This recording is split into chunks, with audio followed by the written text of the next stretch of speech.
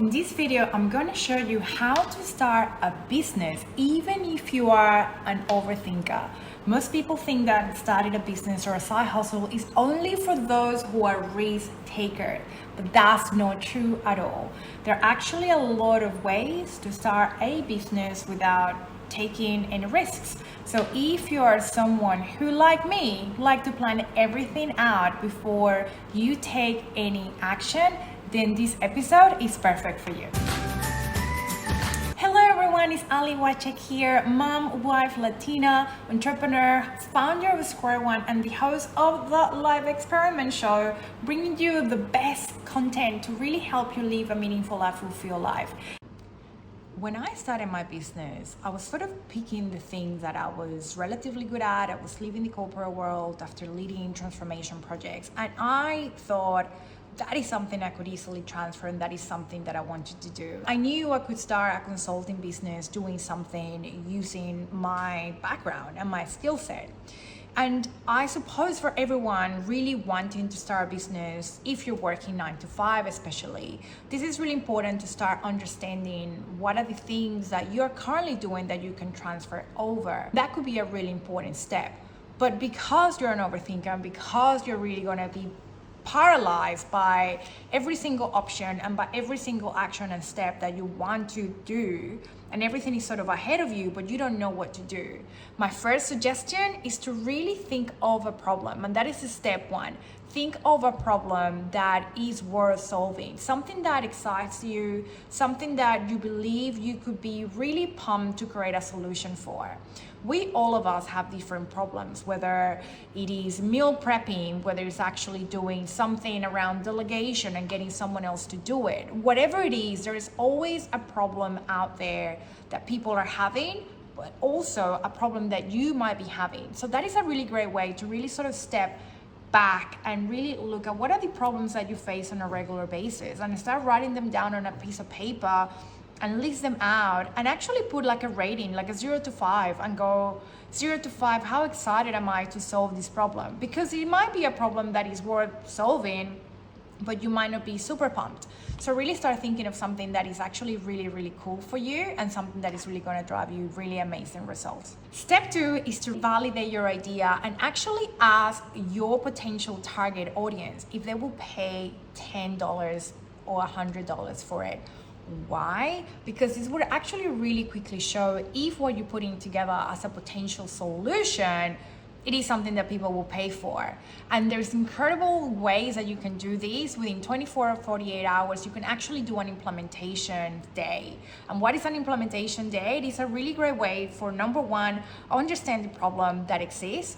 If you want to solve it or not, come up with ideas to solve it, and then prioritize those ideas and put it in front of people and ask them, hey, would you give me $20 for this? Would you pay for this? And if the answer is yes, it means that you're validating a business idea without actually taking any risk. Like literally you haven't created a business, you haven't left your 9 to 5, but you actually figure out if people will pay for it. And that is an incredible. Doing implementation days is something really, really important, because it really takes you from that inaction to the action. In 24, 48 hours, you'll be able to understand the problem, ideate, come up with great solutions that you can then prioritize and put in front of people and see whether they're going to pay for it. I'll totally recommend you doing this to really stop overthinking and start taking some action. The first step is what I business in my consulting world. We teach people how to use design thinking to start a business, really be very capable of understanding the problem before you jump onto a solution. If you're an overthinker, this is going to be a really great framework, because it actually takes you into understanding and empathizing with the potential customers that you're going to have. It starts really giving you information about the challenges, the patterns of the data that is really popping up from those questions that you're going to ask potential customers. And it starts allowing you coming up with ideas that you can then prioritize and validate. And validate is really about experimenting with it, prototyping them, and then putting them in front of people to see what they have to say. And that is the testing phase of it.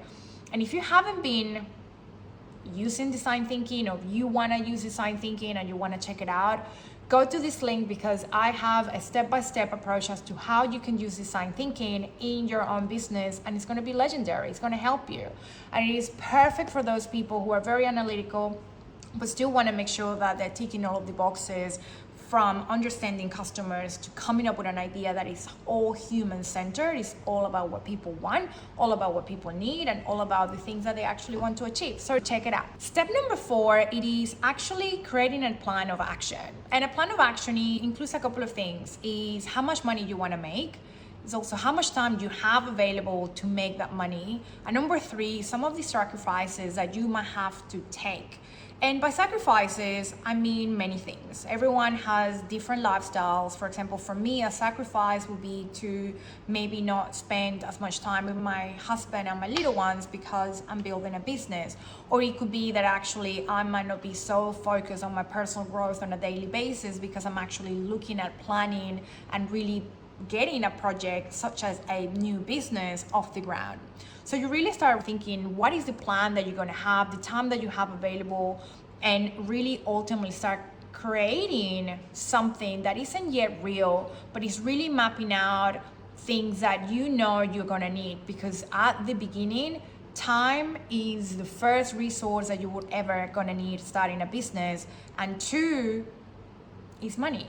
But money isn't as important. It's really about the time that you have, and really the prioritizing and decluttering a lot of stuff, which a lot of people don't do. And that's why there are not a lot of entrepreneurs out there. Yes, there is a lot of entrepreneurs out there, but not as many as employees, because becoming an entrepreneur is actually quite tricky. Like, you gotta be self-motivated, you're gonna be self-driven, and there are days where you just don't gonna know where to go next, but you're gonna have the time and the ability to really start looking ahead and start planning something differently, making different pivots in your business. By the way, if you're loving this video, can you please like it and subscribe to our channel? I will be announcing special events, resources, and tools just for our subscribers, so make sure you click on the bell, you subscribe so you don't miss out.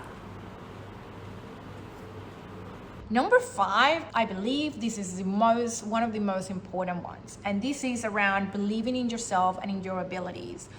If you have a failure in your business and you do an implementation day, for example, and in 24, 48 hours, you talk to customers, you put an idea together, you ask if people were gonna pay for it, they said yes, and you actually put it out and nobody buys it, you will probably feel that this is a failure, especially because you're an overthinker. But guess what? You are not a failure. Actually, failing this early is amazing because you haven't spent any money, literally any money. Just spend some of your time, you put some effort into it, you put your emotions into it, but that is about it, right? You take a mindset of experimentation. You need to trust your abilities, but you also need to trust that this is an experiment, and 3 things can happen from an experiment. Number 1, your idea is awesome, it ticked every box, and everyone will pay for it, and you could actually leave your job in 6 months. That will be awesome. Number 2, that is that your idea is not what people need or what people want, and you might actually have to scrap it all together, which is great in itself because you haven't been working on it for months or years, and you haven't left your 9 to 5, which is potentially what's driving that financial security that you need anyway. And that's okay. You can then go and do another implementation day and figure out what you can do from there. Or number 3, you can pivot. It means that something is quite right and something isn't, and you can actually start making some little tweaks to then change that potential solution into something with a different flavor, so people would actually like it more or be more willing to buy it or actually use it. So that is really important. Number 6 is having a mindset of what I call the compound effect. What is the compound effect?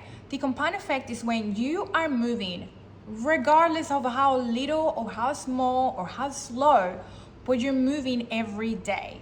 You're taking a tiny little action every day towards launching or inventing or creating or prototyping or validating your business. That is it. Because it's the compound effect, especially for people who are working 9 to 5, that allows them to know that they can take little actions every day and actually get somewhere.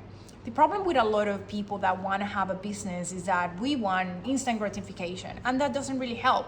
That mindset so it's really important that we start really thinking of the compound effect as a daily action that you take, and it could be 5 minutes, it could be 10 minutes, it could be 20 minutes, and it will be surprising that in 6 months' time, you will see all of the progress that you've made. If you plan every day as a one step, one small action, and it could be like send that email or read that book, read 2 pages of that book. Make it as small as you can, because you will feel motivated, and motivation is actually what drives more motivation. People think that motivation comes from nowhere and you would actually feel motivated to exercise or feel motivated to start a business. That doesn't happen.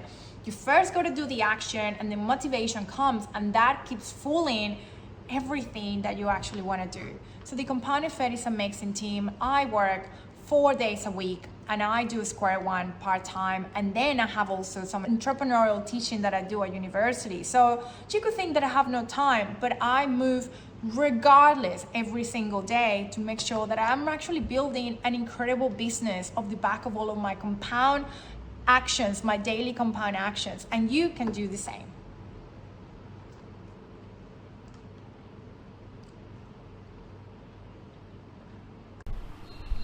So there you have it. Those are the 6 different ways to start a business or a side hustle without taking any risks. Obviously, there are many more ways to do this, but these ideas are good starting points for those of you who like to plan everything out before you take any action. So if you're someone who has been wanting to start your own business or side hustle and you don't know where to get started, then take the plunge. This is a great opportunity, and I really hope this video gave you some inspiration. Thank you so much for watching again, and remember that the path is the way it needs to be for a reason. Don't be discouraged. You're the light needed right here and right now. Love you lots, and I'll see you next time. Bye bye.